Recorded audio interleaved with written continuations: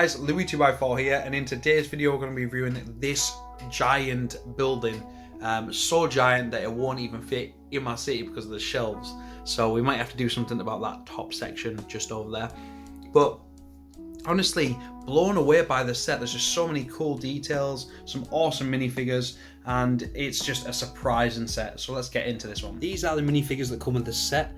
We've got a good bunch in total. We've got 2, 4, 6, 8, 9 in total, and there's obviously the hidden one inside. But we've got 2 of these ghosts here. They both come with alternative prints on the side. So as you can see, I've got a happy ghost and a sad ghost. We've got these 2 twins. They don't have dual facial scans. They've just got the bog standard yellow head on the back. But they are both exactly the same, both exact same face print as well. Then we've got these 2 here. This lady has got the Hidden Side Newbury Squids sort of jocks jacket on there, which is really, really cool. My favourite one is this gentleman here.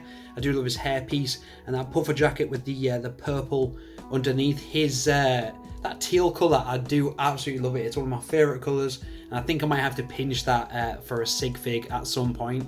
And then we've got these 3 here. So the ones I've put to the end of the section here have all got the dual face scans. So we've got this lady here with the blonde hair. I've deliberately popped that off the top. So she's got a dual face scan on the back, that scared face. Quite a common torso that we see, but nonetheless it's like a good variety of colour that we've got. Then we've got this gentleman here. This jumper is quite popular. I've got a couple of those sort of torsos in the collection, and he comes with his alternative face scan, which is this one right here. So my camera wants to focus. His just happy face. I'll put him back.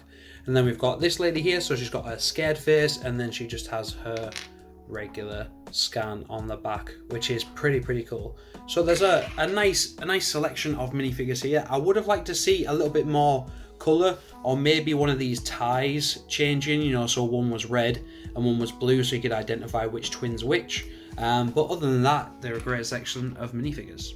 So the outside was something that I was completely blown away by. Some of the details, the structure, just the way it all fit together was something seriously unique. The only thing I dislike about this set is the building process for these roof pieces. I do find that they're a little bit loose than I would expect, and they're just not as sort of held together as much as I'd like.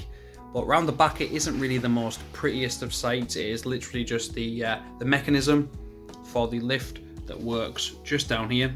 So if you turn this, which way? There we go. If we turn this way, the mechanism comes all the way around, and then it sort of pulls that lift up on the inside, and then it'll open those doors from the other side there, a little bit open, and then it'll slide straight back down. So that's all the mechanism around the back of here, and it's nice to see that it's sort of hidden away back here, and it's not like it's not out on display. It's nice you can sort of put this in a corner of your city and just sort of leave it be, and you won't be able to see it. But it does have the tendency to sort of slide open this set. But around this side, it's relatively plain. You've just got the chimney breast down there, and there's a little mechanism for the door that I'll show you in a second. And then around this side, this is by far the focal point of the set, the front end. There's some lovely details. I love these grey frogs as gargoyles. They really add some character to the building. A lovely little graveyard here with a bat, which is really nice.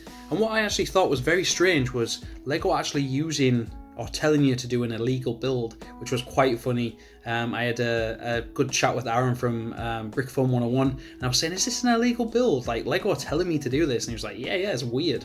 But yeah, there's some lovely details in this set, and I'll just show you this mechanism right here. So that little twisty bit there on the side is how you open the doors and shut them, which is super cool.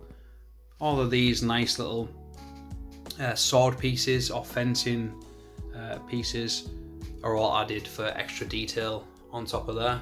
There was one brick that I had in this set that was a faulty brick, and that was this one, and I actually had to modify it myself with a knife just to try and get it to fit. And I thought, there's no point me ordering this other part from Lego and getting a replacement one, I'll just use this one and it's completely fine.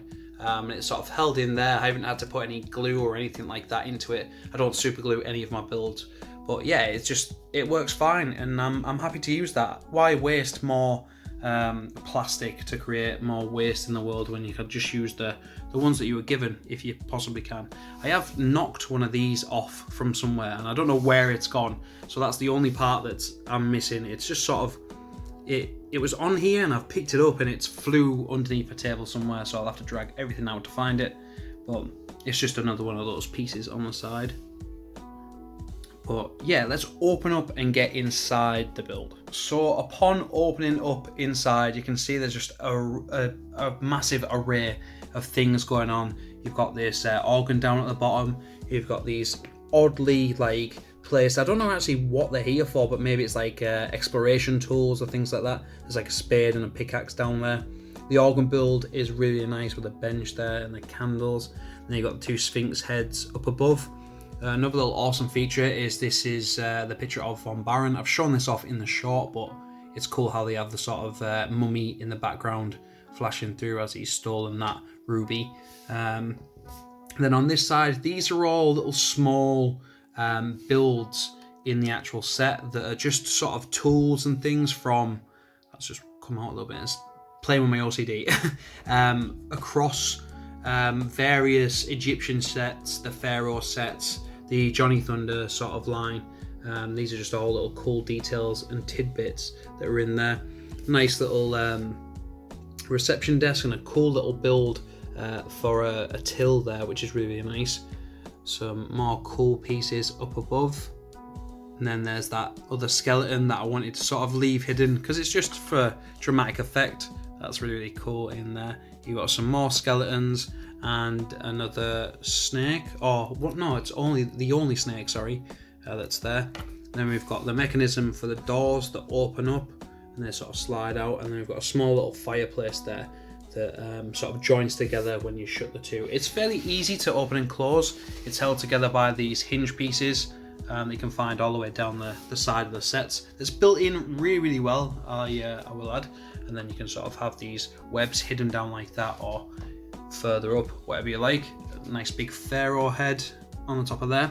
And then this is the bottom of the lift or the ride, so to speak. So what I was going to have this is I was going to have it as a museum in the city, and I was going to have this lift as like a point where you could sort of stop in the lift and you could look down onto the city. Because where I want to have this, I want to have it sort of positioned in a place where I can put it at the bottom of the city and you can sort of look back that way and see what's going on in the city and get pictures, etc. But yeah, I will show you the mechanism for the lift. So if I take this section out, this is how you attach the minifigures. And the minifigures literally just sit in this little base here and they just sit on top like so. And then what happens here is there's a little clip at the back and you can attach that to that section there. And then we start the mechanism up, you can wind that up and slowly watch it go up and then it'll just drop straight back down. It's a very ingenious technique. But as you can see up here, these are the sections where I was struggling with the build. It just sort of, they don't really hold well together. But, you know, if you sort of don't mess about with the set enough, look, it's a little bit wobbly for my liking. But if you don't mess about with the set and it's just a display piece, or it's just something you're going to have in your city that you're not going to move very often, it works very, very well. So let's get into this lift. These guys are in all ready for the ride. Now what I'm going to do is I'm going to slowly reach around the back there and just twist that nozzle and you'll get to see the lift slowly pick it up. So I just bring it back. This is kind of hard to do with one hand, but as you see the lift slowly goes up. I'll try and do it a little bit slowly so you can see it past every phase, so you can sort of see him stuck in there. And the brilliant thing is, as well as there's like a little clip section here. So see that gear, there's like a little grey Technic piece that holds it there. So if you wanted to keep it at a certain position so it didn't go anywhere for display purposes, you could have it set at the top or the middle or wherever, going inside of the set. So slowly bringing it up to this position. And then what's really cool is these doors here, another feature, the doors pop open. Now I won't do it too quickly, but that's it there. So you could have them sat there, and you could leave it on display like so.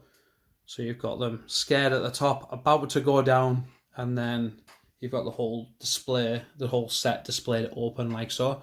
But it's very, very quickly. I think the next twist is probably where it's going to go. But that's it. I'll do it one more time.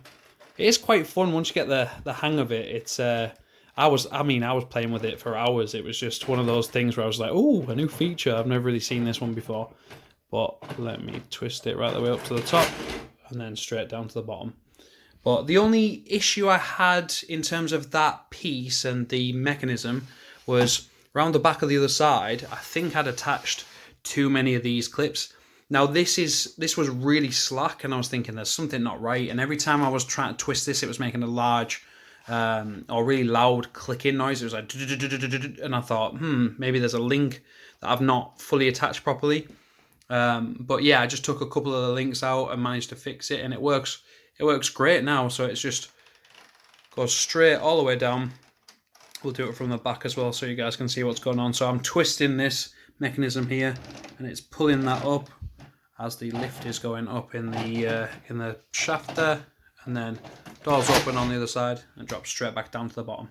So it's really, really ingenious, and I'm really excited to see stuff like this built into sets, just because it gives a little bit more playability, a lot more fun.